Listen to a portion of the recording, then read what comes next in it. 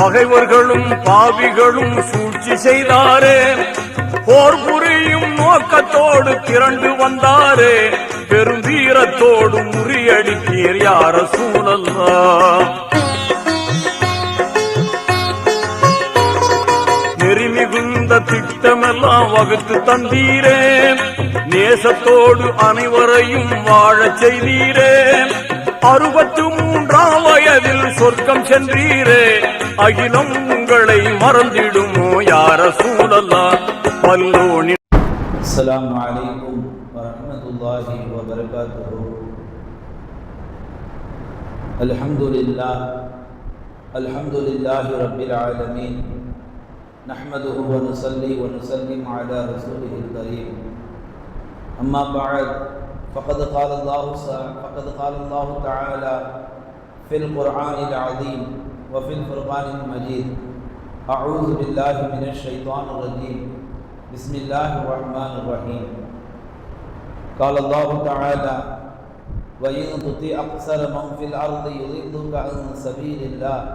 صدق الله العظيم. قال رسول الله صلى الله عليه وسلم مر النبي صلى الله عليه وسلم بامرأة تبقي عند قبره فقال اتق الله واصبر إنما الصبر عند الصدمة أو قال كما عليه الصلاة والسلام. قالوا سبحانك لا علم لنا إلا ما علمتنا إنك أنت العليم الحكيم. அளவற்ற அருளாளனும் நிகரற்ற அன்புடனும் ஆகிய எல்லாம் வல்ல அல்லாஹ்வின் பெயரை கொண்டு ஆரம்பம் செய்கிறேன். எல்லா புகழும் புகழ்ச்சியும் எல்லாம் வல்ல அல்லாஹ் ஒருவனுக்கே உரித்தானது. கண்மணி நாயகம் ரசூலுல்லாஹி ஸல்லல்லாஹு அலைஹி வஸல்லம் அவர்களின் மீதும், பரக்கத் பொருந்திய அவர்களின் குடும்பத்தார்கள் மீதும், அன்னாருடைய வாழ்க்கை வழிமுறைகளை பின்பற்றிய சத்திய சஹாபாக்களும் தாபியன்களும் தாபியன்களும் நாதாக்களும் ஷுஹதாக்களும் வலிமார்களும் என நம்மவர்கள் அனைவரும் மீதும் அந்த அல்லாஹுவின் சாந்தியும் சமாதானமும் என்றென்றும் வந்து சேரட்டுமாக. ஆமீன். அன்பிக்கினே அல்லாஹு நல்லடியார்களே, இந்த வாரம் ஜும்மாவுடைய தலைப்பு விமர்சிப்பவர்களை கவனிக்காதீர்கள், முன்னேற்றத்தை கவனியுங்கள் என்ற தலைப்பில் நல்ல சிந்தனைகளோடு நல்ல செய்திகளோடு முழு செய்தி எடுத்துரைக்க ரப்புல் ஆலமீன் எனக்கு தௌஃபீக் செய்வானாக. ஆமீன். அன்பார்ந்தவர்களே, பொதுவாக காடு என்று சொன்னால் மிருகங்கள் இருக்கத்தான் செய்யும்.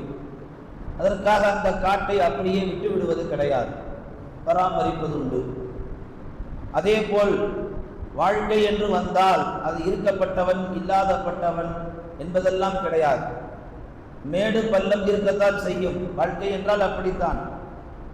அதுபோன்று அமல்கள் நன்மைகள் என்று பார்த்தால் எல்லா காலமும் எல்லாராலும் எல்லா அமல்களும் தொடர்ந்து செய்திட முடியாது. ஒரு சில நேரங்களில் அமல்கள் விடுபடத்தான் செய்யும். இவையெல்லாம் வைத்து நாம் ஒரு முடிவுக்கு வந்துவிடக்கூடாது. அதே நேரத்தில் இவையெல்லாம் காரணம் காட்டி விமர்சிப்பார்கள், விமர்சனம் செய்வார்கள். அதற்காக விமர்சனம் செய்வதை தவறாக எடுத்துக்கொள்ளக்கூடாது. விமர்சிப்பவர்களை நாம் கண்டுகொள்ளவும் கூடாது. வேறு என்ன செய்வது? விமர்சனங்களின் மூலம் நம் முன்னேற்றத்தை வெற்றி நடையாக எடுத்துக்கொண்டு நாம் நடைபெற வேண்டும். ஒழிய என்னை சொல்லிவிட்டார்கள், என்னை இப்படி பேசிவிட்டார்கள், என்னை போய் விமர்சித்து விட்டார்கள் என்று வானம் பூமி கொந்தளிக்கிற அளவுக்கு இங்கே ஒன்றும் யாரும் பெரியவர்கள் கிடையாது. அன்பார்ந்தவர்களே, விமர்சனங்களை நாம் கவனிக்க துவங்கினால் ஒரு கல்வியில முன்னேற்றம் அடைய முடியாது. விமர்சனங்களை கவனிக்க துவங்கினால், சொன்னவர்களை கவனிக்க துவங்கினால் ஒரு வியாபாரத்தில் நாம் முன்னேற்றம் அடைய முடியாது. விமர்சித்தவர்களை கவனிக்க துவங்கினால் ஒரு குடும்பத்திலோ ஒரு நாட்டிலோ நம்மளால் எந்த ஒரு முன்னேற்றத்தையும் கொண்டு வர முடியாது. விமர்சனங்களை செய்யக்கூடியவர்களை தொடர்ந்து நாம் கவனிப்பது என்பது மார்க்கத்தின் பார்வையிலே தேவையில்லாத ஒன்று. மார்க்கம் சொல்லக்கூடியது விமர்சனங்களை கவனிங்கள். விமர்சித்தவர்கள் எப்படி வேணாலும் போயிட்டு போட்டோம், நீங்க எல்லா காலமும் அவர்கள் நம்மளை விமர்சிக்கிறார்கள் என்று அவர்கள் சொல்ல வரக்கூடிய விஷயத்தை நீங்கள் விட்டு விடுகிறீர்கள். சொன்னவர்களை கெட்டியமாக பிடித்துக் கொள்கிறீர்கள். அதனால் உங்களிடத்தில் இருக்கும் குறைகள் உங்களுக்கு தெரிவது கிடையாது. உங்கள் முன்னேற்றம் உங்களால் முன்னேற்ற முடியவில்லை என்று இஸ்லாம் நமக்கு சொல்லித் தருகிறது.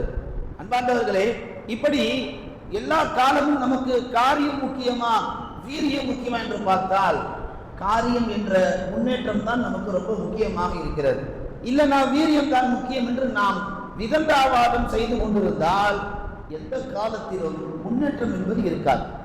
ஒரு கிணத்தில் கல்லை போட்டால் எப்படி அது அமைதியாக இருக்குமோ அதுபோல் நம் வாழ்க்கையும் அமைதியாக இருக்கும். விமர்சனங்கள் இருக்க வேண்டும். விமர்சனங்கள் இருந்தால்தான் தரையில் இருக்கும் புல்லு கூட ஆலமரமாக வளரும். விமர்சனம் இல்லாமல் போனால் யாரும் இந்த உலகத்திலே முன்னேற்றம் அடைய முடியாது. எனவே விமர்சிக்கக்கூடியவர்களை நாம் பார்ப்பதை விட்டுவிட்டு நம்மை என்ன விமர்சித்தார்கள் என்பதை கணக்கில் எடுத்து கவனத்தில் எடுத்து அடுத்த கட்டம் நம்முடைய முன்னேற்றம் என்ன என்பதை ஒவ்வொரு முசல்மானும் சிந்தித்து செயல்பட வேண்டிய கால தருணங்களில் நாம் வாழ்ந்து கொண்டிருக்கிறோம். விமர்சனங்களை கவனிப்பது தவறு என்று இஸ்லாம் சொல்லவில்லை. ஏனென்றால் இஸ்லாத்தை பொறுத்த வரைக்கும் இஸ்லாமும் ஒரு பெரிய விமர்சனத்தை கடந்துதான் வளர்ந்திருக்கிறது. ஆரம்ப காலத்தில் இஸ்லாத்தை எப்படி எல்லாம் விமர்சித்தார்கள் தெரியுமா? வாளால் பரப்பியது என்பதாக சொன்னார்கள். இஸ்லாம் கொடூரம் என்று சொன்னார்கள். இஸ்லாம் அடக்குமுறை என்று சொன்னார்கள். இஸ்லாம் கஞ்சத்தனம் என்றெல்லாம் சொன்னார்கள். ஒரு கட்டத்திலே இஸ்லாம் வளர்ந்தது என்று நீங்கள் பார்க்க போனால் இஸ்லாத்தினுடைய வளர்ச்சிக்கு பின்னால் விமர்சனங்கள் தான் இஸ்லாத்தை அசூர வேகத்தில் வளர்க்க செய்தது. இதையெல்லாம் நாம் உள்ளத்திலே சிந்தனையிலே பதிவாக வேண்டும். ஏனென்றால் நபிமார்கள், சஹாபாக்கள் இவர்கள் எல்லாம் வளர்ந்தது விமர்சனங்களை கொண்டுதான். வந்த அத்தனை நபிமார்களும் விமர்சிக்கப்பட்டார்கள், எல்லாராலும் பேசப்பட்டார்கள். முஹம்மது நபி மாத்திரமல்ல, உலகத்தில் வந்த எல்லா நபிமார்களும் எல்லா சமூகத்தாரால் அந்தந்த காலகட்டத்திலே விமர்சிக்கப்பட்டார்கள். அதனால் தான் நபிமார்கள் எல்லாம் விமர்சனங்களுக்கு பின்னால் தாவத்துடைய வேலையில், தௌஹீதுடைய வேலையில், ஏகத்துவ கொள்கை பரப்பக்கூடிய வேலையில் அவர்களால் நிலைநாட்ட முடிந்தது. அந்த வேலையிலே வெற்றி நடை போட முடிந்தது. நீங்க நன்றாக கவனித்து பாருங்கள். ஒரு பைத்தியத்திட்ட பேசுறதுக்கும் அதே நேரத்தில் ஒண்ணுமே தெரியாத மடையன், எழுத தெரியாது படிக்க தெரியாது, பைத்தியத்தை கூட சரி பண்ணிடலாம். பைத்தியத்தை கூட என்ன செய்யலாம்? கோச்சிங் கொடுத்து ட்ரைனிங் கொடுத்து சரி பண்ணிடலாம். படிப்பறிவு இல்லாத, எழுத்தறிவு இல்லாத, எந்த நாலேஜுமே இல்லாத ஒரு மடையனை, ஒரு ஜாகிலை எந்த காலத்திலும் சரி செய்ய முடியாது. அப்படிப்பட்ட ஜாகிலியாக்களை சரி செய்தவர்கள் நபிகள் நாயகம். அப்படிப்பட்ட காட்டு பிராண்டித்தனமாக வாழ்ந்த மக்களை எல்லாம் நபிமார்கள் அல்லாஹ்வின் பாதையில வரவழைத்தது எப்படி? எல்லா விமர்சனங்களையும் கேட்டார்கள், அதிலிருந்து தனக்கான முன்னேற்றத்தை எடுத்தார்கள். அவன் அப்படி சொல்லிவிட்டான், இவன் இப்படி சொல்லிவிட்டான் என்று சொன்னவர்களை நினைத்து எந்த நபியும் ஒரு நாளும் கவலைப்பட்டது கிடையாது. இந்த சமூகத்துக்கு இருக்கக்கூடிய ஒரு பெரிய அதாவது ஒரு பெரிய வேதனை என்னவென்று கேட்டால், பள்ளிவாசலுக்கோ அல்லது மதரசாவுக்கோ எந்த நற்காரியங்களுக்கோ வராமல் போவதற்கு காரணம் என்னை அப்படி கேட்டு விட்டார்கள், என்னை இப்படி சொல்லிவிட்டார்கள், அதனால் என் மனம் வருத்தப்படுகிறது. நபிமார்களும் சஹாபாக்களும் இந்த கேட்டகரியில் வரவே மாட்டார். சொன்னவர்கள் யாரு வேண்டுமானாலும் இருக்கட்டும், அவர்கள் என்ன சொன்னார்கள் அதை மாத்திரமே எடுப்பார்கள். அப்படிப்பட்ட அறிவார்ந்த சமூகமாகத்தான் நம் சமூகம் உருவாக வேண்டும். காலங்காலமாக இஸ்லாமிய சமூகம் எந்த நற்காரியத்திலும் தங்களை ஈடுபடுத்திக் கொள்வது கிடையாது. அதில் முதல் செய்தி பள்ளிவாசலுக்கு வருவது. பள்ளிவாசலுக்கு வருவதில் நம் சமூகம் ஆக பின்தங்கி இருக்கிறார்கள். காரணம், நம்ம எல்லோரும் பேசுகிறார்கள். பார்த்தவர்களே, குர்ஆனில் அல்லாஹ் பேசுவான், வஇன் துதி அக்ஸரஹும் ஃபில் அர்லி யுதில்லுக அன் சபீலில்லாஹ். நபியே, அவர்களில் நிறைய பேர், அவர்களில் அதிகமானவரை நீங்கள் அவர்கள் சொல்வதற்கு நீங்கள் கட்டுப்பட்டால், அல்லாஹ்வுடைய வார்த்தையை கவனிங்கள், அவர்களுடைய சொல்லில் அதிகமானவருடைய சொல்லுக்கு நீங்கள் கட்டுப்பட்டால் அல்லாஹ் சொல்லுகிறான், யுதில்லுக அன் சபீலில்லாஹ், நீங்களும் அல்லாஹ்வுடைய பாதையை விட்டு தவறி விடுவீர்கள் என்று அல்லாஹ் நபிகளாரை பார்த்து சொல்லுகிறார். அப்படி என்றால் இந்த உலகம் எல்லோரையும் பேசும், எல்லோரையும் விமர்சிக்கும். அது நபிமார்களும் விதிவிலக்கல்ல, அவர்களும் அடங்குவார்கள். அப்படி அவர்கள் பேசுகிறார்கள் என்பதற்காக நீங்கள் அதற்கு செவிமடுத்தினால், அதற்கு நீங்கள் கட்டுப்பட்டால், நீங்கள் அல்லாஹ்வின் பாதையை விட்டு தவறி விடுவீர்கள் என்பதாக அல்லாஹ் குர்ஆனில் பேசுகிறார். நபிகளார் ஸல்லல்லாஹு அலைஹி வஸல்லம் அவர்கள் ஹதீஸிலே சொல்லி காட்டுவார்கள். பெருமானார் ஸல்லல்லாஹு அலைஹி வஸல்லம் அவர்கள் என்ன செய்கிறார்கள்? ஒருமுறை ஒரு பெண்ணை கடந்து சென்றார்கள். ஹதீஸில் வரக்கூடிய செய்தி, அந்த பெண்ணை கடந்து செல்கிற பொழுது அந்த பெண் மர்ரன் நபி ஸல்லல்லாஹு அலைஹி வஸல்லம் பிம்ராத்தி, ஒரு பெண்ணை கடந்து சென்றார்கள் ரசூலுல்லாஹ். அந்த நேரத்தில் அந்த பெண் தபுகி அழுது கொண்டிருந்தால், எப்படிப்பட்ட நிலையில்? இந்த கபரி, ஒரு கபருக்கு அருகில் உட்கார்ந்து அழுதுட்டு இருக்கிறார். ரசூல் ஸல்லல்லாஹு அலைஹி வஸல்லம் அந்த பெண்ணை கடந்து போனவர்கள் அந்த பெண்ணை பார்த்து சொன்னார்கள், ஃபகால இத்தகில்லா, நீ அல்லாஹ்வை பயந்து கொள். அழுது இருக்கிற பொம்பளை பார்த்து ரசூலுல்லாஹ், நீ அல்லாஹ்வை பயந்து கொள் அப்படின்னாங்க. இரண்டாவது வார்த்தை வஸ்பிரி, நீ பொறுமையாக இரு என்று சொன்னார்கள். உடனே இந்த அம்மாவுக்கு ஒரு சுருக்கம் வந்து, நபிகளார் யாரும் தெரியாது, உமக்கு வந்தா தெரியும், உமக்கு அந்த வழி வந்தா புரியும், நான் ஏன் அழுவும் எனக்கு தான் தெரியும், உன் வேலையை பார்த்து கொண்டு போகிறார். நபிகளார் என்று தெரியாமல் நபிகளாரை வாய்ப்பு வந்தபடி வசைப்பாடி விட்டார்கள் அந்த அம்மா. ரசூலுல்லாஹி ஸல்லல்லாஹு அலைஹி வஸல்லம் அமைதியாக வீட்டுக்கு போயிட்டார். இந்த அம்மாவுக்கு பின்னாடி தெரிய வருது பேசுனது நபிகளாரை என்று. விஷயம் அறிந்து பெருமானார் ஸல்லல்லாஹு அலைஹி வஸல்லம் இல்லத்திற்கு சென்றார்கள் அந்த அம்மா. போய் சொன்னார்கள், யார் ரசூலல்லாஹ், நீங்கள் நபி என்று எனக்கு தெரியாது. இன்னைக்கு நிறைய பேர் நம்மள நிறைய தாண்டவம், நிறைய விளம்பரம், நான் அப்படி இப்படி நிறைய விளம்பரப்படுத்திக்கிறாங்களா இல்லையா? ரசூல் ஸல்லல்லாஹு அலைஹி வஸல்லம் எந்த விளம்பரமும் படுத்திக் கொள்ள மாட்டாங்க தங்களை நபி என்று. ரொம்ப எளிமையாக வாழ்ந்தார்கள். இந்த அம்மா, நான் தெரியாமல் உங்களை வசைப்பாடி விட்டேன், நான் ஏதோ ஒரு ஆழ்ந்த வருத்தத்தில் அழுது கொண்டிருந்தேன், ஆனால் நான் சொன்னதை மனதில் வைத்துக் கொள்ளாமல் என்னை மன்னித்திடுங்கள் என்றார்கள். நபிகளார் ஸல்லல்லாஹு அலைஹி வஸல்லம் சொன்னார்கள், இன்னம ஸப்ரு, பொறுமை என்பது இந்த சதமதி, ஒரு விதமான சோதனைகள் வருகிற பொழுதுதான் பொறுமையை கடைபிடிக்க வேண்டும் என்று பெருமானார் ஸல்லல்லாஹு அலைஹி வஸல்லம் அவர்கள் அந்த அம்மாவுக்கு உபதேசம் செய்தார்கள். அன்பிக்கினி அல்லாஹ் நல்லடியார்களே, நாம் கவனத்தில் எடுக்க வேண்டிய செய்தி, பெருமானார் கடந்து செல்கிற பொழுது அந்த அம்மா அழுதுட்டு இருக்கிறாங்க. போறவங்க ரசூலுல்லாஹ் அமைதியா போகலாம், தனக்கு எதுக்கு வம்பு என்று கடந்து போகலாம். ஆனா அந்த அம்மாவை பார்த்து ரெண்டு வார்த்தை, அழகான வார்த்தை, உலகத்துல யாருமே அப்படி சொல்ல முடியாது. அல்லாஹ்வை பயந்து சொல்றாங்க, அழுற பெண்ணிட்டு போய் அந்த மாதிரி வார்த்தையை சொல்றாங்க, பொறுமையா இருன்றாங்க. இது இஸ்லாமிய பார்வையில இது ஒரு உபதேசமா இருந்தாலும் இது ஒரு விமர்சனம். அந்த அம்மா என்ன செய்யறாங்க, தன்னை யாரோ ஏதோ சொல்லுகிறாங்க என்று அவர்கள் பெரிதாக எடுத்துக்கொண்டு சொன்ன விஷயத்தை பார்க்கல, சொன்னவரை பார்த்தார்கள். சொன்னவரை பார்த்ததினால் தனக்கு சொல்லப்பட்ட விஷயங்களை பெரிதாக தெரியவில்லை இந்த அம்மாவுக்கு. பிற்காலத்தில் சொன்னவரை விட, சொன்னவர் உயர்ந்தவராக இருந்தாலும் சொன்ன வார்த்தைகள் அதை விட உயர்ந்தது. சொன்னது நபிகளார், அல்லாஹ்வை பயப்படுங்க, பொறுமையார் என்று சொன்னது நபிகளார். உலகத்தில் அவர்களை விட பெரிய படைப்பு யாரும் இல்லை. ஆனால் அந்த நபிகளார் சொன்ன வார்த்தைகள் இருக்கல்லவா, அது பெரிய கண்ணியமான வார்த்தை. அந்த அம்மா விளங்கிட்டாங்க, நம்மை ஒருவர் ஏதோ ஒன்று சொல்லுகிறார் என்பதற்காக சொன்னவரை உதாசீனப்படுத்த ஒரு பக்கம் இருந்தாலும் சொன்ன விஷயங்களை சேர்த்து உதாசீனப்படுத்தினால் அந்த அம்மா கடைசி வரைக்கும் ரசூலுல்லாஹ்வுடைய கோபத்திற்கே ஆளாயிருப்பாங்க. விஷயம் தெரியாம அவங்க அப்படியே இருந்திருந்தாங்கன்னா வரலாற்று அந்த அம்மாவில கருப்பு புள்ளி விழுந்திருக்கும். விஷயத்தை தெரிந்து கொண்டு பெருமானாருடைய தர்பாருக்கு ஓடினார்கள். பெருமானாரிடத்தில் மன்னிப்பு கேட்டார்கள். நாயகம் சொன்ன வார்த்தையும் முற்று கவனித்தார்கள். அதனால் வரலாற்றில் அவர்கள் ஒரு சிறந்த பெண்மணியாக, சிறந்த சஹாபியாக உருவாவதற்கான வாய்ப்புகள், முன்னேற்றங்கள் அதிகமாக இருந்திருப்பதாக வரலாற்று ஆசிரியர்கள் குறிப்பிடுகிறார்கள். அந்த நிலைதான் நமக்கும். நம்மை 1000 பேர் 1000 சொல்லுவார்கள். அழுது கொண்டிருக்கின்ற பொழுது, சிரித்துக் கொண்டிருக்கிற பொழுது, ஏதாவது மறுகாரியத்தில் ஈடுபட்டுக் கொண்டிருக்கிற பொழுது நம்ம எப்படி வேண்டுமானாலும் சொல்லுவார்கள். நாம் செய்ய வேண்டியது, சொன்ன உடனே சொன்னவர்களை பார்த்து நாம் கோபிக்க கூடாது, சொன்னவர்களை நாம் பின்தொடரக்கூடாது. நம்மை பார்த்து எந்த வார்த்தைகளை முன்வைத்தார்களோ அந்த வார்த்தைகளை நாம் நம்முடைய முன்னேற்றத்துக்காக நாம் எடுத்துக்கொள்ள வேண்டும். அதுதான் இந்த ஜும்மாவுடைய தலைப்பு, விமர்சிப்பவர்களை கவனிக்காதீர்கள். விமர்சிப்பவர்கள் இருந்து கொண்டே இருப்பார்கள், முன்னேற்றத்தை கவனிங்கள். உங்களுக்கான முன்னேற்றம். நம்மளை விமர்சிக்கிறாங்கன்னா என்ன அர்த்தம் தெரியுமா? நாம மேல வரணும் தான் நம்மளை விமர்சிக்கிறாங்க. 4 பேர் வேலை இல்லாம விமர்சிக்கல, இப்படியே இருக்கிறிய என்னைக்குதான் முன்னுக்கு வருவா அப்படின்னு சொல்றது தவறு இல்லை. நம்ம மேல வர்றதுக்கான வார்த்தைகள் அது தவறாக எடுத்துக்கொள்ளக்கூடாது. ஆனா இந்த சமூகத்தில் அந்த வார்த்தைகளை விட்டு விடுகிறார்கள், சொன்னவர்களை பெரிதாக எதிரிகளாக பார்க்கிறார்கள். எகிப்து மாகாணத்தில் உமர் ரலியல்லாஹுவுடைய 2வது மகன் அப்துல் ரஹ்மான் இப்னு ஷம்மான் என்று சொல்லக்கூடிய ஒரு சஹாபி, எகிப்தில் என்ன செய்யறாரு, ஆளுநராக இருக்கக்கூடிய ஒரு சஹாபி, அவருடைய ஆட்சிக்கு கீழ் உமருடைய மகனார் மது அறிந்து விடுகிறார்கள். ஷம்மான் என்று சொல்லக்கூடியவர் ஆளுநராக இருக்கக்கூடிய அனஸ் இப்னு நவர் என்று சொல்லக்கூடிய ஒரு சஹாபி என்ன செய்கிறார், உமருடைய மகன் என்று தெரிந்ததனால் உமருடைய மகனுக்கு தண்டனை வரணும். மது குடிச்சா தண்டனை தரணும்ல, அது கல்லடி அல்லது பெரம்படி கொடுக்கணும்.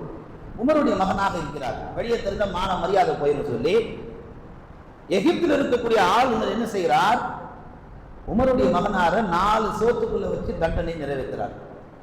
இந்த தகவல் உமர் ரலியல்லாஹு மதீனாவில் இருக்கிறாங்க, எகிப்திலிருந்து இருந்து மதீனாவுக்கு செய்தி பரவுது. மதீனாவில் இருக்கக்கூடிய உமர் ரலியல்லாஹு அவர்கள் என்ன செய்தார்கள், ஒரு கடிதம் ஒன்று எழுதினார்கள் எகிப்தில் இருக்கிற ஆளுநர். உமருடைய மகன் என்பதற்காக நீங்கள் 4 சுவற்றுக்குள் தண்டனை தருவது ஆகமானதல்ல, அது ஏற்புடையதாக அல்ல, அது ஏற்க முடியாது. தவறு யார் செய்தாலும் தவறுதான். எனவே என்னுடைய மகனாராகிய அப்துல் ரஹ்மான் என்று சொல்லக்கூடிய ஷம்மாதை நீங்கள் உடனடியாக மதீனாவுக்கு அனுப்பி வைக்க வேண்டும். ஆல்ரெடி அங்க தண்டனை 4 சுவத்துக்குள்ள கொடுத்தாச்சு, கல்லடி அந்த பெரும்படியெல்லாம் வாங்கிட்டாங்க. உமர் இல்லாவது தெரிந்ததனால் உமர் என்ன செய்யறார்கள், ஒரு கடிதத்தை பாஸ் பண்றாங்க. அந்த கடிதம் பறக்கிறது. அந்த கடிதத்தை பறந்த வாசகம், ஆளுநரே, உமருடைய மகன் என்பதற்காக 4 செவுத்துக்குள் நீங்கள் தண்டனை அடைப்பது என்பது சாத்தியமல்ல, நீங்கள் மறைப்பது என்பது ஏற்புடையதல்ல, நீங்கள் உமருடைய மகனை உடனடியாக அனுப்புங்கள் என்று ஆளுநருக்கு கடிதம் அனுப்பினார்கள். அந்த கடிதத்தை படித்த ஆளுநர் மதீனாவிற்கு தன்னுடைய மகனராகிய உமருடைய மகனை அனுப்பி வைத்தார்கள். மதீனாவில் இருந்த சுற்றி இருந்த எல்லா மக்களுக்கு மத்தியில் பப்ளிக்கா, பொது வெளியில, அங்க 4 செவத்துக்குள்ள கொடுக்கப்பட்ட தண்டனையை பப்ளிக்கா என்ன செய்யறாங்க, உமர் ரலியல்லாஹு அவர்கள் தன்னுடைய மகனாருக்கு தண்டனையை நிறைவேற்றுறாங்க. அது என்ன தண்டனை? பெரும்பால் அடிக்கக்கூடிய தண்டனை. மது ஒருவர் குடித்து விட்டால் அவரை பெரும்பால் தண்டிக்கப்பட வேண்டும். தண்டித்தார்கள். அந்த பெரம்பினுடைய தண்டனைக்கு பின்னால் சிறிது காலம் உமருடைய மகன் வாழ்ந்தால் பிறகு மௌத்தானார்கள். உமர் ரலியல்லாஹு அவர்கள் சொல்லக்கூடிய ஆழமான செய்தி, ஒரு ஜனாதிபதியாக நான் இருந்தாலும், இந்த மதீனாவிற்கே நான் ஒரு பெரிய ஆட்சியாளராக இருந்தாலும், தவறு யாரு செய்தாலும் தவறுதான். ஒரு நொடி உமர் ரலியல்லாஹு அவர்கள், நான் ஒரு ஜனாதிபதி, நான் ஒரு பெரிய ஆட்சியாளர், என் மகன் தவறு செய்து விட்டார், வெளியில் தெரிந்தால் மானம் மரியாதை எல்லாம் போய்விடும் என்று உமர் ரலியல்லாஹு அவர்கள் நினைத்திருந்தால் தங்களுடைய பதவியில் அவர்களால் முன்னேற்றம் அடைந்திருக்கவே முடியாது.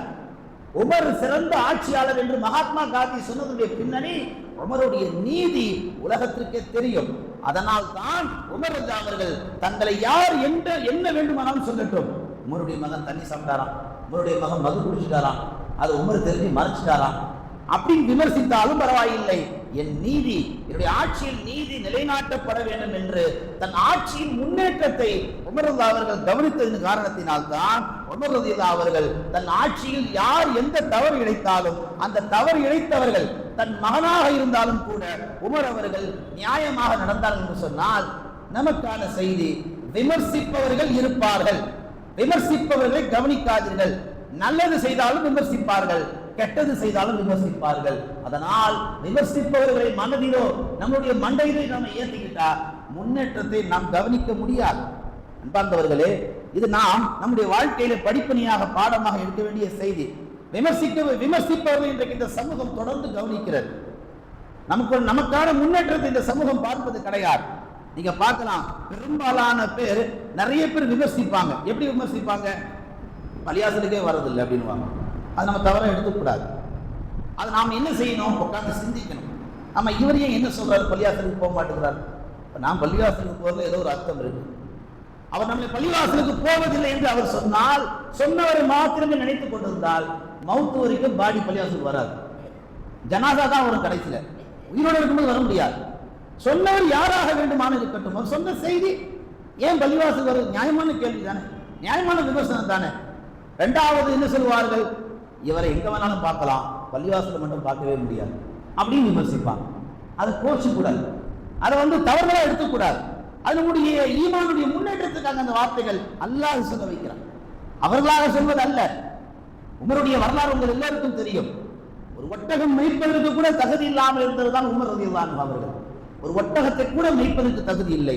அப்படிப்பட்ட உமரை அல்லாஹ் ஜனாதிபதியாக ஆக்கியதுடைய பின்னணி விமர்சித்தார்கள். தந்தையை விமர்சித்தார்கள். உமருடைய தந்தை என்ன செய்த? உமரை பார்த்து அவமானப்படுத்தினார், கேவலப்படுத்தினார். நீலாம் ஒட்டகம் மேய்ப்பதற்கு கூட, நம்மளாம் சொல்லுவோம் மாடு மேய்க்க கூட லாய்க்கு இல்லை. அரபுலகத்தில் ஒட்டகத்தை பயன்படுத்துவாங்க. நீலாம் ஒட்டகம் மேய்ப்பதற்கு கூட லாய்க்கு இல்லை. அப்ப அப்படிப்பட்ட உமர் இன்றைக்கு வரலாற்றில் இடம் பிடித்திருக்கிறார் என்று சொன்னால், விமர்சித்தவர்கள் உமர் அவர்கள் என்றைக்கும் உற்று கவனித்தது கிடையாது. தன்னை யார் என்ன சொல்லுகிறார்கள் என்பதை மாத்திரமே கவனித்தார்கள். இப்ப நிறைய பேர் சொல்லுவாங்க, பள்ளிவாசல பார்க்க முடியல, இவர் எங்க வேணா பார்க்கலாம். அப்படி சொன்ன உடனே நம்ம கோவப்படக்கூடாது. நம்ம ஏன் நம்ம பள்ளிவாசலுக்கு போறதில்லை?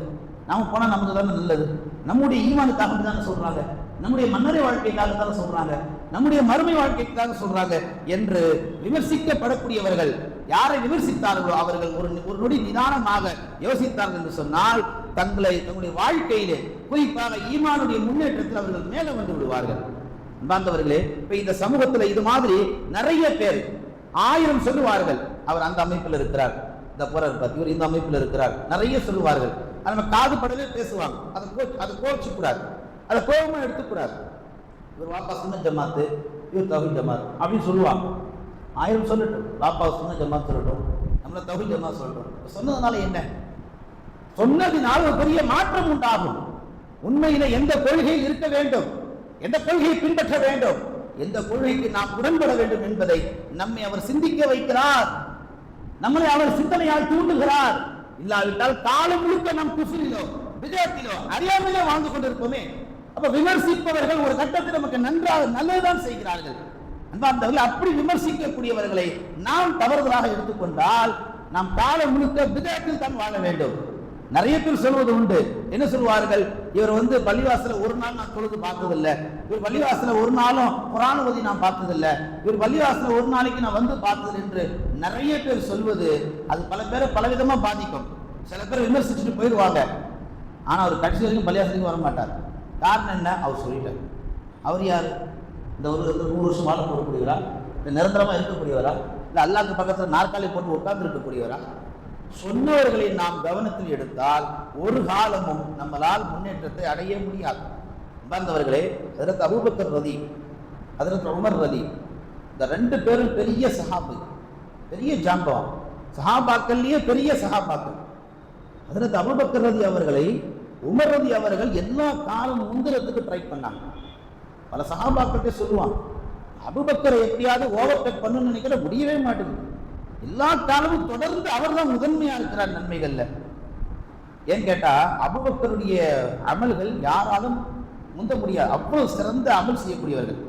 அப்படிப்பட்ட அபூபக்கர் ரதி அவர்கள் அமல்களிலே முதன்மையாக இருப்பதற்கு காரணம் அவர்கள் தங்களை விமர்சிப்பவர்களை ஒரு நாளும் கணக்கில் எடுக்க மாட்டார்கள். உமர் சொல்லுவார்கள், உங்களை முந்தவே முடியலையே, என்னதான் அப்படி அமல் செய்றீங்க, எப்படி அமல் செய்றீங்க, எப்போ அமல் செய்றீங்க, எந்த நேரத்தை அமல் செய்றீங்க, இது ஒரு விமர்சனம். ஆனால் அபூபக்கர் எந்த காலத்திலும் உமர் மாத்திரமல்ல, உமரை விட உயர்ந்தவர்கள் அல்லது உமரை விட தாழ்ந்தவர்கள் யார் என்ன சொன்னாலும் அபூபக்கர் எப்பொழுதும் கணக்கில் எடுக்க மாட்டார்கள். சொல்பவருடைய செய்தியை மாத்திரமே எடுப்பார்கள். அதனால தான் 1.25 லட்சம் சஹாபாக்கள் அபூபக்கர் ஃபர்ஸ்ட் நிற்கிறாங்க. உமர் அவர்கள் அந்த இடத்தை பிடிக்க முடியல. இன்னைக்கும் வரலாற்றில் ரசூலுல்லாஹ்வுக்கு ரைட் ஹேண்ட் யாருன்னா அபூபக்கர் தான். லெஃப்ட் ஹேண்ட் என்றால் உமர், வலது என்றால் அபூபக்கர் தான். ஒரு சபையில் உட்கார்ந்து ரசூலுல்லாஹ் கேட்டாங்க, இன்னைக்கு யார் ஜனாதா பின்தொடர்ந்து சென்றது? அபூபக்கர். ஐயம். இன்னைக்கு யார் நோயாளியை சந்திச்சது? ஐயம். இன்னைக்கு யார் ஏழைக்கு உணவு கொடுத்தது? ஐயம். இன்னைக்கு யார் 4 நன்மையை செஞ்சது? எல்லா கேள்விகளுக்கும் சஹாபாக்களுடைய சபையில துணிச்சலா ஒரே ஒரு நபர் தான், அவர் அபூபக்கர். அவர் மாத்திரமே கை தூக்கினார். நான் பொதுவா நான் என்று சொன்னால் அழிந்து போய்விடுவோம். அமல்கள் விஷயத்தில் நான் செய்தேன் என்று அபூபக்கர் அவர்கள் எல்லா காலமும் நன்மைகளில் முதன்மையானவர்களாக இருக்க முடிந்தது என்றால் அது சாதாரணமான விஷயம் இல்லை. அதெல்லாம் விமர்சனங்களுக்கு தள்ளப்பட்டதற்கு பின்னால் தான். இவர் முகமது கூட இருக்கிறாராமா, இவர் முகமதுக்கு 6 உயிரா, இவர் முகமதுடைய உற்ற நண்பரா, நிறைய பேசினார்கள். எதையும் அபூபக்கர் காதுல போட்டுக்க மாட்டாங்க. அபூபக்கர் அவர்கள் கணக்கில் எடுத்துக்கொண்டது ஒன்றே ஒன்றுதான், அல்லாஹ் ஒருவன் இறைவன், முகம்மது நமக்கு வழிகாட்டு. அன்பார்ந்தவர்களே, அபூபக்கர் அவர் வாழ்நாட்கள் ஒரே ஒரு முறை தான் அவங்க என்ன செய்யறாங்க, தன்னுடைய மகள் விஷயத்துல மிஸ்தாத் என்று சொல்லக்கூடிய அவர்களை கடுமையாக தண்டிப்பதற்கு முன் வந்தார்கள். அவர் ஒரு மாதிரியா சித்தார். அபூபக்கருடைய மகளார் ஆயிஷா விஷயத்தில் அவதூறு பேசியதற்காக அல்லாஹ் அதை உடனடியாக கண்டிச்சான். அபூபக்கர் எல்லா காலத்திலும் முதன்மையாக இருப்பவராக இருப்பதினால் தான் அல்லாஹ்வும் என்ன செய்தான், அது அப்படியே இருக்கு என்பதற்காக வேண்டி குர்ஆனிலே ஆயத்தை இறக்கினான். லன் தனாலுல் பிர்ர ஹத்தா துன்ஃபிகு மிம்மா துஹிப்பூன். நன்மை செய்யக்கூடியவர்கள் நன்மை அடைந்து கொள்ள வேண்டும் என்றால் அந்த நன்மை செய்யக்கூடியவர்கள் விமர்சனங்களை தாங்க வேண்டும், அல்லது விமர்சிப்பவர்களை கவனிக்க கூடாது. உங்கள் மகளாக இருந்தாலும் விமர்சிப்பார்கள், உங்கள் சொந்த வாழ்க்கையாக இருந்தாலும் விமர்சிப்பார்கள். பார்க்காதீர்கள், நன்மையை மாத்திரமே கணக்கெடுங்கள், உங்கள் ஈமானுடைய முன்னேற்றத்தை மாத்திரமே நீங்கள் பாருங்கள் என்று அல்லாஹ் அந்த வசனத்தில் பேசுகிறான் என்று சொன்னால், அல்லாஹ் நினைத்தது என்ன, அபூபக்கர் எல்லா காலமும் விமர்சிப்பவர்களை கவனிக்க மாட்டார்கள் என்று அல்லாஹ்வே நினைத்து வைத்திருந்தான். அதனால் தான் அல்லாஹ் குர்ஆனில் அந்த ஆயத்தில் அப்படி பேசினான். இன்றைக்கு இந்த முஸ்லிம் சமூகத்தினுடைய நிலைமை படு மோசமாகத்தான் இருக்கிறது. நம்மில நிறைய பேர் சொல்வது உண்டு, தொழுகைக்கு அவர் வருவதே இல்லை என்று. அதனால் அவர் கடைசி வரைக்கும் வராமலே போயிடுறார். சொல்லக்கூடியவர்கள் அல்லது விமர்சிக்கக்கூடியவர்கள் நன்றாக யோசித்து விமர்சியுங்கள். நீங்கள் ஒரு வார்த்தை சொல்வீர்கள், அந்த ஒரு வார்த்தை கடைசி வரைக்கும் அவரை பள்ளிவாசலுக்கு வரவிடாது. நீங்கள் ஒரு வார்த்தை சொல்லுவீர்கள், கடைசி வரைக்கும் அந்த வார்த்தை அவரை நன்மையே செய்ய வைக்காது. அப்படி விமர்சிப்பவர்கள் யோசனம் செய்து நன்றாக சிந்தித்து சொன்னால் அந்த விமர்சனங்கள் கேட்பவர்களுக்கு நல்ல மதிப்பு மரியாதையும் அவருடைய முன்னேற்றத்தையும் அதிகமாக்கி தரும் என்றார்கள் கண்மணி நாயகம் ஸல்லல்லாஹு அலைஹி வஸல்லம் அவர்கள். என்று கேட்டால் பெருமானார் ஸல்லல்லாஹு அலைஹி வஸல்லம் சொல்லி காட்டுவார்கள், யார் அல்லாஹ்வுக்காக தங்களை பேசக்கூடியவர்களை பொறுத்துக் கொள்கிறார்களோ அவர்கள் அல்லாஹ் அவர்களை உயர்த்துகிறார். ஹதீஸ்ல வரும், மன் தவாரல் இல்லா, யார் அல்லாஹ்வுக்காக தங்களை தாழ்த்திக் கொள்வார்கள், தங்களை 1000 பேசினாலும் பரவாயில்லை, லில்லா நான் அல்லாஹ்வுக்காக தன்னை தாழ்த்திக் கொள்கிறேன், அல்லாஹ் என்ன செய்கிறான், அதனால் ரஃபஅல்லாஹ் அல்லாஹ் அவர்களை உயர்த்தி விடுகிறான். அல்லாஹ் எதனால் உயர்த்துகிறான், யார் தங்கள் விமர்சிப்பவர்களை அந்த விமர்சித்தவர்களை கவனிக்காமல் அதை கண்டுகொள்ளாமல் அல்லாஹ்வுக்காக விட்டு விடுகிறார்களோ அவர்களை அல்லாஹ் தஆலா உயர்த்தி விடுகிறான் என்றால் கண்மணி நாயகம் ஸல்லல்லாஹு அலைஹி வஸல்லம். இது சஃபருடைய மாதம் முடியக்கூடிய தருணமாக இருக்கிறது. வரக்கூடிய 14ஆம் தேதி ரபீல் அவல் மாதம் பிறக்க இருக்கிறது. சோசியல் மீடியால, பொது வெளிகள்ல, மேடைகள்ல நிறைய பேர் மௌலிது ஓதாதீங்க, அது ஷிர்கு, அது பித்அத்து, அது ஹராமு, அது அப்படி இது இப்படி 1000 சொல்லுவார்கள். அதை நம்ம காதில் எடுக்கவே கூடாது. அந்த விமர்சனங்களை காதுல போடக்கூடாது, சொன்னவர்களை போடக்கூடாது. அவன் ஏன் ஓத வேணாம்னு சொல்றாங்க, யோசிங்க. எங்கள் நபிகள் நாயகத்தை நாங்கள் ஓதாமல் யார் ஓதுவது? எங்கள் நபிகள் நாயகத்தை நாங்கள் புகழாமல் வேறு யார் புகழ்வது? இப்போ விமர்சனங்களை நாம் கவனித்தால் நம் ஈமான் முன்னேற்றம் அடையும். விமர்சித்தவர்களை கவனித்தால் நாம் காலத்துக்கு ரசூலுல்லாஹ் புகழவே முடியாது. என்னைக்காவது ரசூலுல்லாஹ் மீது அன்பு கொண்டு ஒரு மஜ்லிஸ்ல உட்கார்ந்து ரசூலுல்லாஹ் முழுவதுமாக முழு மனதோடு பாராட்டிய வரலாற்று சரித்திரம்? காலை சுபுக்கு பின்னால் ஸல்லல்லாஹு அலா முஹம்மத், மாலை அஸருக்கு பின்னால் ஸல்லல்லாஹு அலா முஹம்மத். இதான் நம்ம வாழ்க்கையில ஓடிட்டு இருக்கு. இதை தாண்டி அஸ்ஸலாமு அலைக ஸைனல் அன்பியா, என்ன அர்த்தம்? பெரிய கொலை குத்தமா? அது ஒன்றும் கிடையாது. அஸ்ஸலாமு அலைக, அனைத்து நபிமார்கள் மீது சாந்தி உண்டாகட்டும். ஸைனல் அன்பியா, எல்லா நபிமார்களை விட நபியே நீங்கள் ஸைனல் அன்பியா, அழகானவர்கள். இது என்ன ஷிர்க் இருக்கு? யோசிங்க, பகுத்தறிவை கொண்டு யோசிங்க. எங்க இதுல ஷிர்க் இருக்கு, எங்க இதுல பெரிய ஒரு மோசமான ஒரு கருத்து புகுத்தப்பட்டிருக்கு? அனைத்து நபிமார்களோடு நீங்கள் சிறந்தவர்கள் என்று ரசூலுல்லாஹ்வை ஒரு வார்த்தையில் நாம் புகழ்வதினால் அந்த புகழ் தவறு என்று ஒருவர் விமர்சிப்பதால் அந்த விமர்சனத்தை மாத்திரமே நாம் எடுத்துக்கொண்டால் ரசூலுல்லாஹ்வை எந்த காலத்திலும் புகழ முடியாது. சொன்னவரை விட்டு விடுங்கள், அவர் என்ன சொன்னார் அதை எடுங்கள். எத்தனையோ பேர் ரசூலுல்லாஹ் மௌலிது ஓதாது சொன்ன நாவலா இன்னைக்கு உட்கார்ந்து சபையில அதுதான் முதல்ல உட்கார்ந்து மௌலிது ஓது. ரசூலுல்லாஹ் மீது மௌலிது பாடாத என்று சொன்ன நாவுகள் எல்லாம் இன்னைக்கு ரசூலுல்லாஹ் சபைகளில் மௌலிது பாடிக்கொண்டிருக்கு. அன்பார்ந்தவர்களே, இப்படி விமர்சிப்பவர்களை நாம் கவனிக்க துவங்கினால் நம் முன்னேற்றம் நம்மளால் அடைந்து கொள்ளவே முடியாது. பெருமானார் ஸல்லல்லாஹு அலைஹி வஸல்லம் எந்த வழியிலே சஹாபா பெருமக்களை உருவாக்கினார்களோ அப்படிப்பட்ட வழியில் தான் இன்றைக்கு உலமாக்கள் இந்த சமூகத்தை உருவாக்கி கொண்டிருக்கிறார்கள்.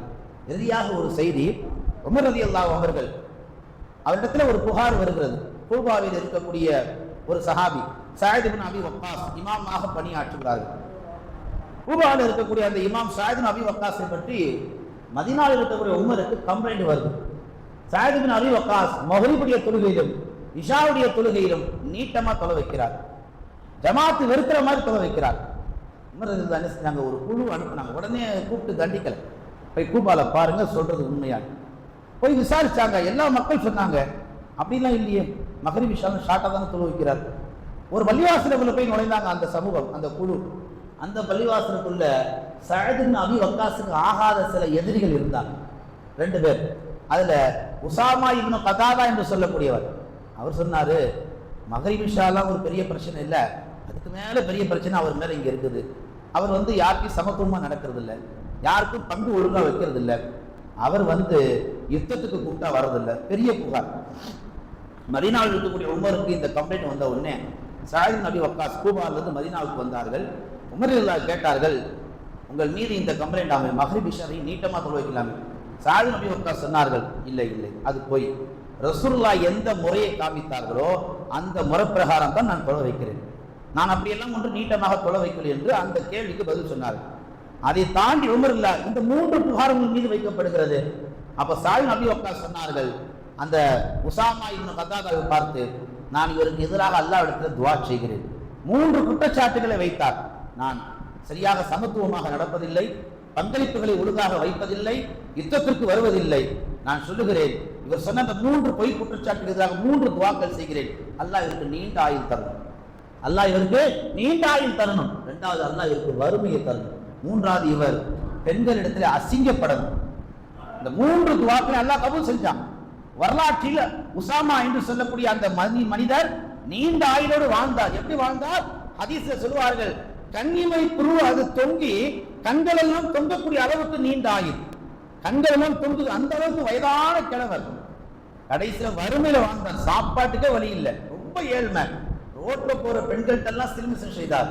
ஒரு கட்டத்துல முக்தார் என்று போர்ல என்ன செய்யறார், அவரு ஷஹீதாக கொல்லப்படுகிறார். இங்க நாம கவனிக்க வேண்டியது, தங்கள் மீது ஒருவர் ஏதோ ஒரு விமர்சனம் முன்வைக்கிறார். சஅத் இப்னு அபீ வக்காஸ் சொன்னவரை பெரிதாக எடுக்கவில்லை, அவர் என்ன சொல்ல வருகிறார் என்பதை மாத்திரமே பெரிதாக எடுத்தார்கள். அதனால் இன்றைக்கும் வரலாற்றிலே சஅத் இப்னு அபீ வக்காஸ் ஒரு சிறந்த சஹாபியாகவும் சொர்க்கத்தின் சோபனம் பெற்ற நற்செய்தி பெற்ற சஹாபியாகவும் இந்த உம்மத்திலே விளங்குகிறார்கள். சஅத் இப்னு அபீ வக்காஸை பார்த்து உமர் சொன்னார்கள், எல்லாம் சரியாகிவிட்டது, நீங்கள் கூபாவுக்கு இமாமத்து பண்ண போங்க.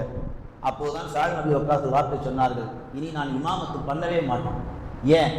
எப்போ அந்த மக்கள் நான் மகரிபையும் இஷாவையும் நீட்டமாக தொலைவேன் மீது குற்றச்சாட்டு வைத்தார்களோ, நான் செய்யாததை செய்தேன் என்று சொன்னார்களோ, அந்த ஜமாத்திற்கு நான் இமாமத்து பண்ண மாட்டேன் என்று சொன்னார்கள். நான் இப்படியே மதீனாவிலே இங்கேயே இருந்து விடுகிறேன். காலம் முழுக்க மதீனாவிலே இருந்து மௌத்தா போனார்கள். ஆனா அப்படி மகரிப் இஷா நீட்டமா தொலை வச்சதே கிடையாது. நாம கவனிக்க வேண்டியது, விமர்சனங்கள் வைப்பது ஒரு பெரிய ஒரு மலையேற விஷயம் அல்ல, அழகா சொல்லிட்டு போயிடுறது. அது எவ்வளவு பெரிய சஹாபாக்கள் வாழ்க்கையை பாதித்திருக்கு தெரியுமா? எத்தனையோ பேர் இமாமத்து பண்ண விடாமல் இன்னைக்கு இன்றளவு நிரந்தரமா நிகழ்காலங்கள்ல நிறைய பள்ளிவாசல் இமாம்கள் இல்லாமல் போவதற்கும், நிறைய பள்ளிவாசல் இமாம்களை இல்லாம வாரத்துக்கு ஒரு நாள் வெள்ளிக்கிழமை மட்டும் பக்கத்தூர்ல கடை வாங்குற மாதிரி நீங்க வந்து என் ஊருக்கு பயான் செஞ்சுட்டு போங்க, பக்துக்கெல்லாம் ஏதோ வர்றவங்க தொழு வச்சுக்கிறாங்க, சும்மா பயானுக்கு புதுப்பாக தான் ஆள் இல்லை, அதனால ஒரு மாணவர் அனுப்பி வைங்க. இன்றளவு இந்த ஊர் எல்லா ஊர்லயும் நடக்குன்னா விமர்சனங்களால் வந்த விளைவுகள் எல்லாம். அதனால் நாம் யாரை விமர்சிக்கிறோமோ அல்லாஹ் ரசூலுக்கு பயந்து விமர்சிக்க வேண்டும். அப்படி விமர்சித்தால், அப்படி யார் விமர்சிக்கப்பட்டார்களோ அவர்கள் என்ன எடுத்துக்கொள்ள வேண்டும்? நம்மளை சொன்னவர்களை பார்க்க என்ன சொல்லுகிறார்கள் அதை மாத்திரமே ஏற்க வேண்டும். அது பயானோ எதுவோ, பயான் என்றால் 4 விமர்சனங்கள் வரத்தான் செய்யும், 4 விஷயங்கள் சொல்லத்தான் செய்வார்கள். அதற்காக இப்படி பேசிவிட்டார்கள் அப்படி பேசிவிட்டார்கள் என்று விமர்சித்தால் அந்த விமர்சனங்கள் பயப்படுவது ஆளுங்கள் கிடையாது. எல்லாம் வல்ல அல்லாஹ் தஆலா நம் வாழ்நாள் முழுக்க நாம் எப்படி வாழ வேண்டும் என்று பெருமானாருடைய வாழ்க்கை நமக்கு ரோல் மாடலாக இருக்கிறது. அவர்கள் வாழ்க்கையை பின்தொடர்ந்து நம்மை யார் என்ன சொன்னாலும் சொல்லிக் கொண்டு போகட்டும். பிறந்த வீட்டிலிருந்து புகுந்த வீட்டுக்கு வரக்கூடிய எத்தனையோ மருமகள்கள் எல்லாம் மாமியார் சொல்லக்கூடிய பேச்சுக்களை இன்றளவும் காதில் கேட்டும் கேட்காமல் குடும்ப மானம், தாய் தகப்ப கண்ணியம், உழைப்பு என்று பெரிதாக மதிப்பதின் காரணத்தினால் தான் இன்றளவு நிறைய வீடுகளில் நிறைய இஸ்லாமிய பெண்கள் நல்ல மருமகள் என்ற பெயரை எடுத்து வாழ்ந்து கொண்டிருக்கிறார்கள். இவையெல்லாம் எதை காட்டுகிறது? விமர்சிப்பவர்களை கண்டுகொள்ளவில்லை.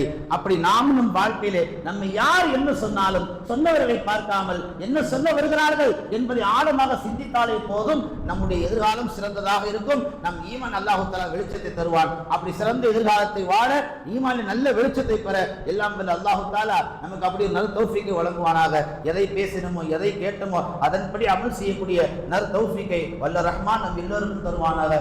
ஆமீன். வ ஆகிரு தஅவானா அல்ஹம்துலில்லாஹி ரப்பில் ஆலமீன்.